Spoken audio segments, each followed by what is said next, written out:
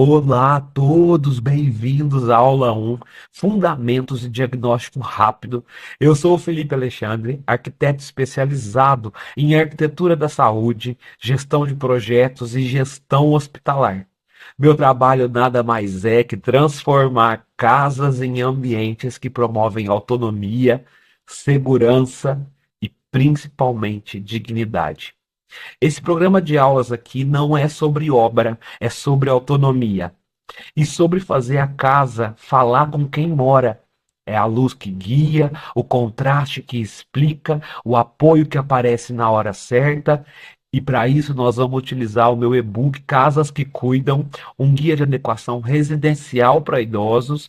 E eu quero que você guarde principalmente que toda queda evitada é um amanhã garantido. Toda adaptação que fazemos hoje prolonga a autonomia e rende dias mais leves, tanto para quem cuida e também para quem é cuidado. Esse e-book, ele nasceu de um incômodo e de um propósito.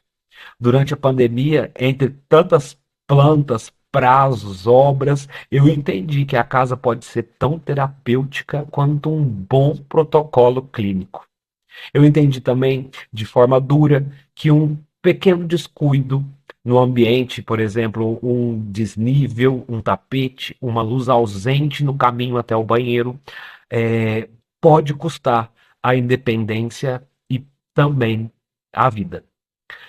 Foi a partir daí que eu mergulhei ainda mais fundo na arquitetura para a saúde, no controle de infecção, na ergonomia do cotidiano e na psicologia ambiental. O resultado é esse guia, um guia direto, humano e aplicável para transformar casas comuns em casas seguras, bonitas e autônomas. Gente, esse material é para você que é filho ou cuidador e quer reduzir riscos sem hospitalizar a estética da casa. É idoso e deseja preservar a sua autonomia com soluções simples, ou é profissional de saúde e precisa orientar famílias com segurança, clareza e base técnica. Então, para isso, o nosso acordo é muito simples. Menos teoria solta e mais prática que cabe na rotina. E hoje, aqui na aula 1, você sai com o esqueleto completo. O que muda ao envelhecer, o porquê de adaptar e como aplicar uma vistoria guiada de 15 minutos com checklist, micrométricas e uma régua de decisão.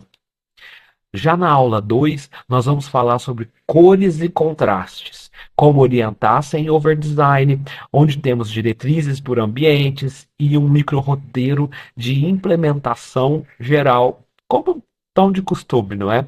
Já na aula 3, o tema é luz para segurança e autonomia. Nós vamos passar juntos por luz noturna, anti-ofuscamento, a índice de reprodução de cor em lâmpadas. Nós vamos falar sobre níveis práticos e alertas que falam com luz. E a nossa aula 4 de encerramento, nós integraremos ambientes críticos, mais protocolos domésticos, mais guia de execução do risco até a solução, desde contratos, orçamentos, privacidade e muito mais detalhes, tá? Vamos então começar com o que muda ao envelhecer. Gente, sem rótulo, sem drama, mas antes de qualquer uma das soluções que nós vamos falar, é importante nós alinharmos o nosso conceito de envelhecer. Reparem que envelhecer bem é, dentre várias coisas, continuar pertencendo. Pertencendo à rotina, à memória afetiva, ao jeito de viver de cada pessoa. E olha, adaptar a casa definitivamente não é hospitalizar o lar. Isso é muito importante. É simplesmente reduzir riscos sem roubar a identidade. Essa é a bússola ética e estética do nosso método e de tudo que nós trataremos aqui hoje. Então, vamos lá. Ao envelhecer, o que costuma mudar? Principalmente energia e ritmo, porque o corpo ele começa a economizar energia onde dá. As tarefas elas pedem menos passos e mais estratégia, não é? Mais consciência. Sensibilidade sensorial, a visão ela busca contraste e luz suave, a audição prefere mensagens claras, a pele pede texturas honestas e temperaturas mais gentis. A atenção e a memória agora é mais foco no que importa. A memória ela recente às vezes pede um pouco de pista, pede algumas pistas visuais e a experiência ela vira atalho. Sentido e valor. Cresce o desejo de pertencer e de ainda se ter controle. O que ofende não é a mudança, é ser tratado como incapaz. Essa soma de variáveis em tradução para casa significa mais clareza, menos força, menos esforço, mais previsibilidade. Apoios onde a mão procura, caminhos que se explicam. Agora, eu no capítulo de base do e-book, eu organizo esse tema em 6 blocos. Além do que costuma mudar, nós temos uma linha do tempo do sentir. Um exercício do dia a dia visto por dentro, quais as palavras que aproximam, empatia aplicada e o papel da casa nessa história. Tudo sem rótulos, sem romantismo, sem sensacionalismo, mas principalmente preocupado em te entregar empatia e método. Gente, a casa não cura o tempo, ela acolhe o tempo. Quando ilumina o caminho, quando define bordas, quando entrega o apoio certo e ouve com as luzes, a casa devolve então coragem. E coragem aqui é poder dizer sim ao banho tranquilo, ao café feito com a própria mão, sim a dormir e acordar sem medo de cair. Agora, dica de como avaliar isso sem sensacionalismo, tá? Primeiro, converse com a pessoa, não sobre a pessoa. Pergunta onde já quase caiu e em que momentos do dia se sentem mais inseguros. Observe o caminho natural, da cama para o banheiro, da sala para a cozinha e anote as microfricções. Se houver lapsos de memória, simplifique sinais e rotas. Isso vai aparecer nos próximos capítulos, tá? Intervenha primeiro no momento de maior risco e de maior frequência. Isso tudo é estratégia, não é corrida. Mas preserve os rituais, a cadeira preferida, a mesa, as paisagens afetivas, o quadro, o sofá, enfim. Quando algo precisa mudar, substitua por equivalentes. Forma parecida, função mais segura. E agora eu quero que vocês repitam mentalmente comigo 3 perguntas de campo. O que ficou mais difícil de perceber? Onde que falta previsibilidade para decidir rápido? E onde o ambiente não conta o que fazer. As respostas dessas perguntas são as que abrem as portas para o diagnóstico, tá? Mas o que está em jogo aqui e quais são os 5 gatilhos de risco? Nós já falamos que envelhecer com autonomia é o norte de tudo. Agora reparem que existem 5 gatilhos de risco que, se tratados, eles derrubam a maior parte do problema. O primeiro são os tapetes soltos, depois desníveis e escadas sem contraste, depois ausência de barras no banheiro, depois luz noturna inexistente ou ofuscante. Por fim, e tão importante quanto, resposta fraca a situações de emergência. Vocês vão perceber como estes 5 pontos que nós estamos falando ecoam nos nossos checklists. E por isso são tão importantes. Agora, você já sabe o que é a regra 80-20?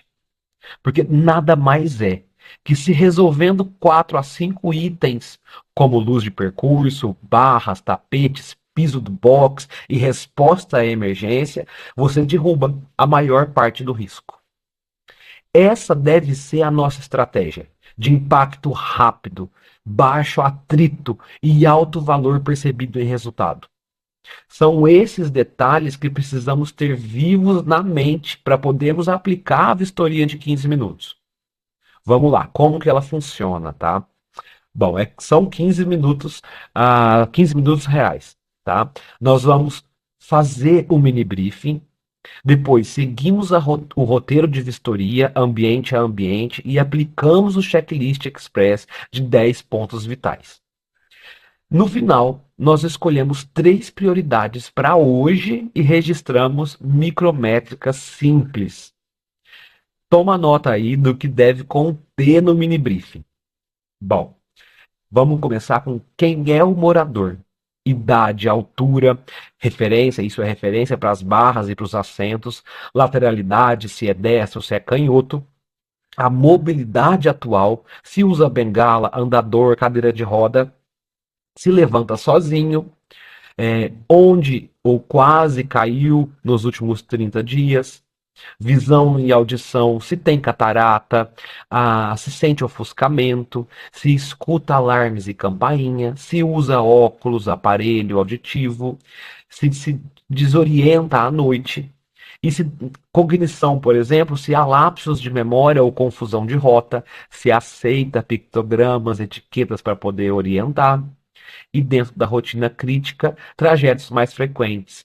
Cama, banheiro, sala, cozinha, entrada, sala, horários de maior risco, medicamentos e calçados, se tem tontura, se toma algum sedativo, se usa chinelo escorregadio, cuidador ou a família, se há ajuda, se alguém se sente dor nas costas ao transferir e ajudar, e em relação à resposta à emergência, se existe botão ou campainha acessível, quem que atende, em quanto tempo. Aqui no escritório, nós pedimos fotos ou vídeos do trajeto mais crítico, principalmente quarto e banheiro, para poder facilitar e ajudar. Bom, agora vamos para a sequência da rota de vistoria e vamos citar alguns exemplos por ambiente do que nós devemos analisar em cada um deles. No banheiro, tá? Barras na altura da mão, piso antiderrapante no box, vaso em altura confortável, anti-escaldadura, alarme multimodal, som mais luz, tapete têxtil antiderrapante ou não. Já no corredor e na sala, se o caminho é se o caminho livre é maior ou igual a 90 centímetros, se a iluminação é contínua, se os assentos eles possuem braços fixos ou móveis, se os fios e tomadas estão e devem estar fora da rota. E um ponto também muito importante, cozinha, se os itens diários estão na altura entre joelho e ombro, se a luz de tarefa tem boa reprodução de cor, se nós temos detector de fumaça e se em caso de ter gás, de gás encanado, se nós temos detectores de gás. Já na entrada, nas escadas e nas áreas externas, o importante é se temos corrimãos contínuos, se temos contraste, fitas de contraste no primeiro e no último degrau, se a luz de balizadores está tão automatizadas com sensor, se o piso tem aderência e se a numeração é grande e visível durante a noite. Ah, agora, anota aí os 10 pontos vitais do nosso checklist para você poder marcar ok ou a corrigir. 1. Tapetes seguros. 2. Desníveis e escadas sinalizados. 3. Corrimão contínuo e firme. 4. Barras no vaso e no box. 5. Luz noturna sem ofuscamento. 6. Piso sem armadilhas. 7. Alcance inteligente. 8. Assentos com braços e altura adequada. 9. Comandos visíveis. E 10. Resposta a emergências. Agora circule três prioridades para hoje e na sequência já tome a decisão em três linhas. Por exemplo, hoje eu vou, três pontinhos. Nessa semana eu resolvo, três pontinhos. Meu escopo de investimento em 30, 60 dias é três pontinhos. Aproveita tomar nota de alguns indicadores, de algumas informações que são muito importantes também, como quantas quase quedas por semana, tempo que se gasta da cama ao banheiro durante a noite, escala de confiança do morador, quantos acionamentos do botão de alarme de emergência aconteceram nos últimos tempos, na última semana, e para cada ação você deve se perguntar: isso aumenta a confiança do morador? Resolve o problema sem criar outro? É acessível de verdade? Custo, manutenção, usabilidade? Demonstra empatia? Melhora o conforto? Essa é a régua que nós usamos da vistoria à entrega. Com isso, você pode traçar metas claras, avanço mensurável e encontrar, assim, a rotina que sustenta a autonomia. Vamos por um exemplo prático: um banheiro. A troca do tapete têxtil por uma solução antiderrapante vai trazer mais confiança, mais resolubilidade, mais acessibilidade com baixo custo, mais empatia, porque não hospitaliza o visual do espaço, e mais conforto com o pé firme. O botão, o cordão do vaso no box com som, mais luz, tempo de resposta cai, a ansiedade reduz, a rotina fica mais segura. Agora, gente, na próxima aula a casa vai falar de forma ainda mais clara. Vamos usar cor como um guia silencioso, definir três contrastes por ambiente, criar diretrizes visuais por cômodo e aplicar um micro roteiro para colocar tudo em pé com o checklist final de cores e contraste. Cor não é enfeite, é orientação. E em casas com idosos, a psicodinâmica das cores serve para reduzir a ambiguidade visual, guiar o olhar e acelerar decisões, tipo onde pisar, onde apoiar, onde acionar, sem overdesign. Mas agora, antes disso, escolham as três ações e executem. Vale lembrar sempre que começar certo é muitas vezes simplesmente começar. Se você quiser apoio, me avise, porque na minha consultoria express para esse produto eu entrego um dossiê com fotos anotadas, medidas, lista por faixa de custos, cenários e protocolos. Não se esqueçam que segurança é carinho em ação. E aí, vocês querem a aula 2? Coloca aqui nos comentários. Eu quero, que eu já marco a estreia da nossa próxima aula. Eu vejo vocês logo mais. Muito obrigado.